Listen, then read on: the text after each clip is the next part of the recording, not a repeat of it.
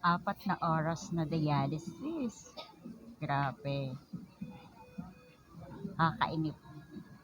Pero ang dami ko nagawa. Nag-edit, nag-lip sync, ayan.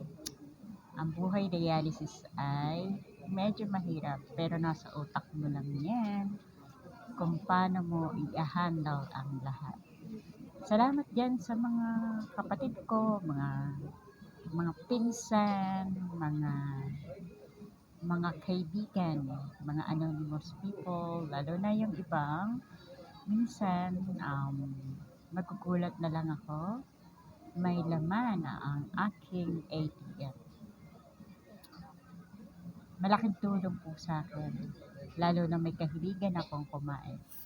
Joke lang po, nahahandle ko naman po ng maayos kung paano ko po ayusin ang aking sarili. Salamat yan.